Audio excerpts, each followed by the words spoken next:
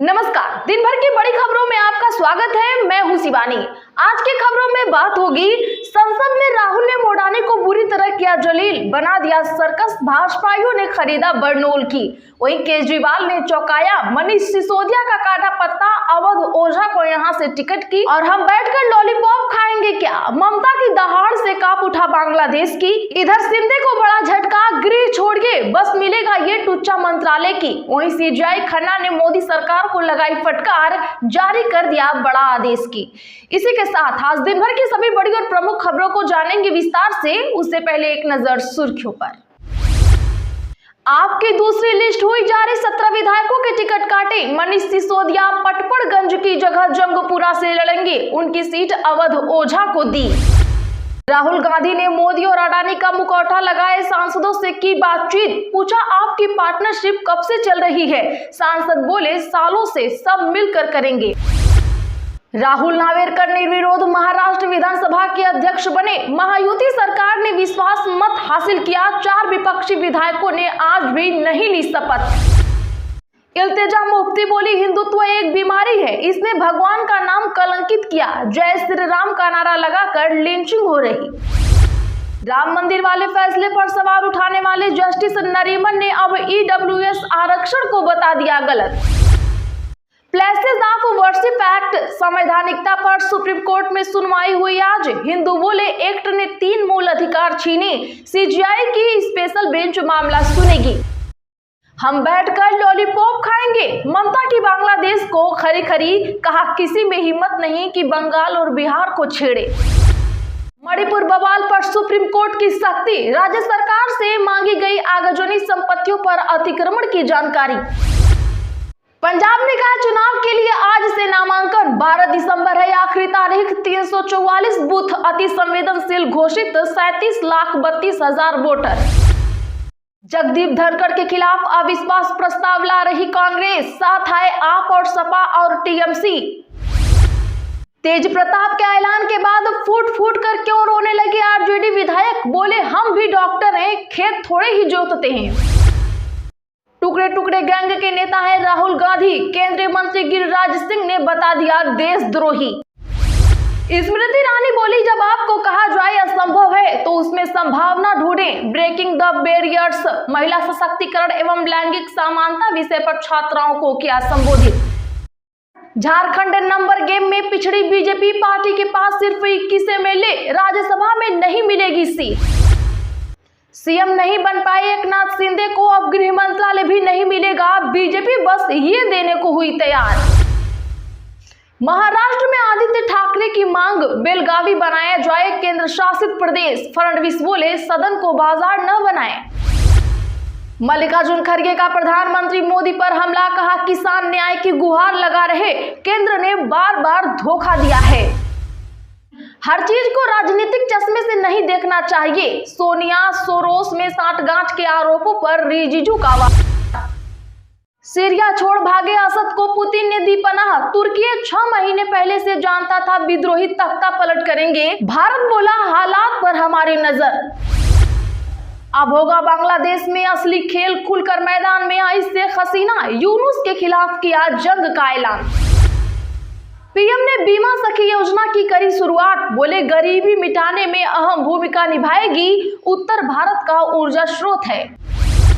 आप में शामिल होने के 1 सप्ताह बाद ही मिला अवध ओझा को इनाम, टिकट मिलने पर बोले मैं अपना सब कुछ इस पार्टी पर न्यौछावर करने को तैयार। चलिए अब जानते हैं बड़ी और प्रमुख खबरों को विस्तार से। उससे पहले वीडियो को लाइक करें, साथ ही आपसे रिक्वेस्ट है खबरों को आखिर तक जरूर देखें। आपकी दूसरी लिस्ट हुई जारी, 17 विधायकों के टिकट काटे। मनीष सिसोदिया पटपड़गंज की जगह जंगपुरा से लड़ेंगे चुनाव। जी हां, बता दें कि दिल्ली विधानसभा चुनाव के लिए आम आदमी पार्टी ने आज 20 उम्मीदवारों की दूसरी लिस्ट जारी की। इसमें 17 मौजूदा विधायकों के टिकट काट दिए गए हैं, 3 प्रत्याशियों की सीट बदली गई है। पूर्व डिप्टी सीएम मनीष सिसोदिया जंगपुरा से चुनाव लड़ेंगे, पहले वे पटपड़गंज से चुनाव लड़ते थे। आपने यूपीएससी टीचर अवध ओझा को पटपड़गंज से उतारा है। ओझा ने 2 दिसंबर को ही पार्टी ज्वाइन की थी। चर्चित चेहरे में आप ने तिमारपुर से मौजूदा विधायक दिलीप पांडे का टिकट काट दिया है। उनकी जगह 2 दिन पहले भाजपा से आप में शामिल हुए सुरेंद्रपाल सिंह बिट्टू को उम्मीदवार बनाया गया है। आपको बता दें कि आपकी पहली लिस्ट 21 नवंबर को आई थी, जिसमें 11 उम्मीदवारों के नाम थे। इसमें भाजपा और कांग्रेस से आए 6 लोगों को टिकट दिया गया है। इसमें भाजपा के 3 और कांग्रेस के 3 चेहरे शामिल हैं। राहुल ने मोदी और अडानी का मुखौटा लगाए सांसदों से की बातचीत, पूछा आपकी पार्टनरशिप कब से चल रही है। दरअसल बता दें कि आज इस संसद में राहुल गांधी रिपोर्टर के रोल में दिखे। विपक्ष के 2 सांसदों ने प्रधानमंत्री नरेंद्र मोदी और गौतम अडानी का मुखौटा लगाया और राहुल गांधी से बातचीत की। राहुल ने मोदी और अडानी के संबंध, अमित शाह की भूमिका और संसद में न चलने पर करीब 8 सवाल किए। कांग्रेस ने 1 मिनट 19 सेकेंड की बातचीत का वीडियो भी शेयर किया है। सुनिए राहुल गांधी ने क्या बातचीत की। आजकल क्या हो रहा है भाई? आजकल मैं जो भी बोलता हूँ ये करता है। अच्छा, मेरे लिए करता है। आप क्या क्या बोल रहे हो? मैं कुछ भी चाहता हूँ। क्या चाहते हो आप? कुछ भी पोर्ट चाहिए, एयरपोर्ट चाहिए, कुछ भी। अगला आप क्या लेने की कोशिश कर रहे हो? वो उसके लिए अभी हमारा मीटिंग अभी शाम को है, करके आज डिसाइड कर देंगे कि मीन्स हमारे लिए मैं जो भी करता हूँ ये भाई होने तक मेरे लिए कोई तकलीफ नहीं है। पार्लियामेंट छोड़ देना भैया, वो देखते हैं। आपके रिश्ते के बारे में थोड़ा बताइए भाई। इल्तिजा मुफ्ती का बड़ा बयान, कहा हिंदुत्व एक बीमारी है, इसने भगवान का नाम कलंकित किया, जय श्री राम का नारा लगाकर लिंचिंग हो रही। बता दें कि जम्मू कश्मीर के पूर्व मुख्यमंत्री महबूबा मुफ्ती की बेटी इल्तिजा ने कहा कि हिंदुत्व एक बीमारी है जिसने लाखों भारतीयों को बीमार किया है। यह भगवान के नाम को भी कलंकित कर रही है। जय श्री राम का नारा अब राम राज्य के बारे में नहीं है, इसका इस्तेमाल भीड़ द्वारा मारने के दौरान किया जा रहा है। बता दें कि पीपुल्स डेमोक्रेटिक पार्टी नेता ने ये बातें एक कथित वायरल वीडियो सामने आने के बाद कही। दरअसल 6 दिसंबर को एक वीडियो वायरल हुआ था। दावा किया जा रहा है कि इसमें कुछ लोग नाबालिग मुस्लिम लड़कों को जय श्री राम का नारा लगाने के लिए मजबूर कर रहे हैं। इल्तिजा ने ये वीडियो अपने सोशल मीडिया प्लेटफॉर्म एक्स पर शेयर किया था, हालांकि बाद में इसे हटा दिया। बता दें कि कश्मीर पंडितों के 2 संगठन ने इल्तिजा के खिलाफ पुलिस में शिकायत दर्ज कराई। उनका आरोप है कि उन्होंने हिंदुओं का अपमान किया है। राम मंदिर वाले फैसले पर सवाल उठाने वाले जस्टिस नरीमन ने अब ईडब्ल्यूएस आरक्षण को बताया गलत। जी हां, बता दें कि बीते दिनों राम मंदिर पर सुप्रीम कोर्ट की ओर से दिए गए फैसले को संविधान और धर्मनिरपेक्ष मूल्यों के खिलाफ बताने वाले पूर्व जस्टिस रोहिंटन फली नरीमन ने अब ईडब्ल्यूएस आरक्षण पर भी सवाल उठाए हैं।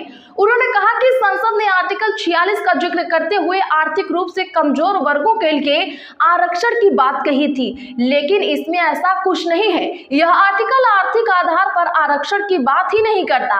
इस तरह से 103वें संविधान संशोधन के माध्यम से दिया गया आरक्षण संविधान को ही सिर के बल खड़ा करने जैसा था। उन्होंने जस्टिस कृष्ण अय्यर स्मृति व्याख्यान माला में कहा कि आरक्षण का विचार सबसे निचले पायदान पर खड़े लोगों तक पहुंचने का रहा है, लेकिन ईडब्ल्यूएस आरक्षण में ऐसा विचार ध्यान में ही नहीं रखा गया। इसके अलावा उन्होंने इस कोटे को बरकरार रखने वाला सुप्रीम कोर्ट के फैसले पर भी सवाल उठाया। क्या हम बैठकर लॉलीपॉप खाएंगे? ममता की बांग्लादेश को खरी 56 इंची भी रह गए हैरान। दरअसल बांग्लादेश में जारी अशांति और वहां के कट्टरपंथी तत्वों और बीएनपी नेताओं की ओर से भारत को लगातार धमकियां दी जा रही हैं। इस बीच बंगाल की मुख्यमंत्री ममता बनर्जी ने आज पलटवार करते हुए कड़ा संदेश दिया। विधानसभा में बोलते हुए ममता ने सख्त लहजे में कहा कि किसी में हिम्मत नहीं है कि बंगाल, बिहार और ओडिशा पर कब्जा कर ले और हम बैठकर लॉलीपॉप खाएं। ये कभी संभव नहीं है। ममता ने कहा कि किसी भी अफवाह पर ध्यान देने की जरूरत नहीं है। उन्होंने आगे कहा कि भारत अखंड है, किसी को चिंता करने की जरूरत नहीं है, हम लोग सब मिलकर एक दूसरे की रक्षा करेंगे। जो बात प्रधानमंत्री नरेंद्र मोदी भी नहीं कह पाए, वो मुख्यमंत्री ममता बनर्जी ने कह डाली। इस पर आप क्या कहेंगे, कमेंट जरूर करिए। मणिपुर बवाल पर सुप्रीम कोर्ट की सख्ती, राज्य सरकार से मांगी गई आगजनी और संपत्तियों पर अतिक्रमण की जानकारी। जी हां, बता दें कि आज सुप्रीम कोर्ट में मणिपुर सरकार से जातीय बवाल के दौरान आगजनी की वजह से क्षतिग्रस्त हुई संपत्तियों और कब्जा की गई संपत्तियों की जानकारी मांगी। सर्वोच्च न्यायालय ने कहा कि उसे उन सभी संपत्तियों की जानकारी चाहिए जो पूरी तरह से या आंशिक तौर पर जली हैं। सुप्रीम कोर्ट ने कहा कि राज्य सरकार को इन घटनाओं में दोषियों और कब्जा करने वालों के खिलाफ की गई कार्रवाई की भी जानकारी एक सीलबंद लिफाफे में देनी होगी।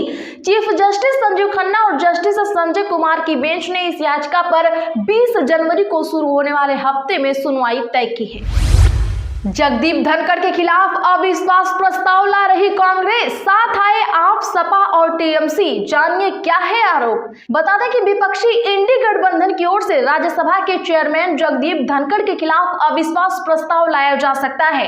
कांग्रेस ने यह प्रस्ताव लाने की पेशकश की है, जिसका समर्थन इंडी अलायंस के अन्य दल भी कर सकते हैं।